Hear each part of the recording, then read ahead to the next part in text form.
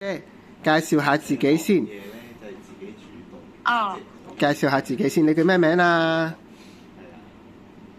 我叫咩名啊？我係 Mary， 叫我 Mary 咯。叫你 Mary 得啦。OK， 咁我想問下你之前喺香港做咗幾耐嘢啊？23年咯。23年，咁你之前有冇照顧過婆婆㗎？有。婆婆咧，嗱，我而家有個婆婆咧，就3個婆婆啦。3個婆婆啦。3個婆婆，我係啊。分別有嗰啲有2個係走咗啦，咁樣啊。哦。4年，我住4年走咗。住4年走咗。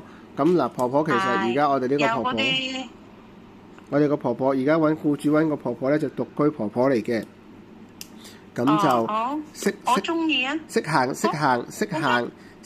嘅，咁就行得慢啲咯。但係就驚佢論盡會跌倒，所以就想揾姐姐幫手，係啦。好。咁然之後，但係咧僱主咧就有啲嘢想問嘅，就問點解你最後呢份工淨係做咗幾個月？ sorry， 最後呢份工點解？最後份工呢份工淨係做咗4個月啊？最後 last job last this one 聽唔到喎。咩聽唔到啊？最後呢份工。For the last job, why just working is a few months ago？ 點解？中文。嗰個婆婆公公咧，佢哋話分香港咯喎，一齊屋企噶喎。咁之前我冇房，即係冇地方俾你瞓。係。哦。佢哋6個人啊，即係之前係5個人，而家變咗6個人。跟住仲有公公，係啦。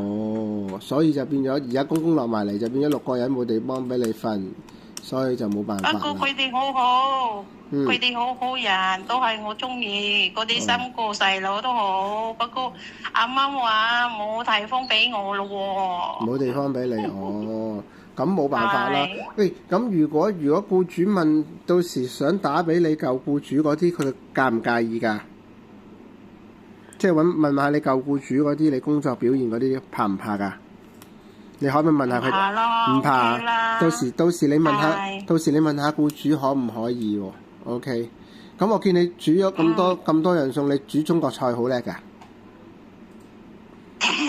我見你好多相 send 出嚟喎。我喺香港好耐㗎啦，我住4號咯。都係半個香港人係嘛？都唔係半個嘅，全個香港人啊，20幾年啦，係咪啊？係啊。好，咁我將呢個片段佢哋咧，你講啊。佢哋咧睇錄咧，佢哋唔中意嗰啲香港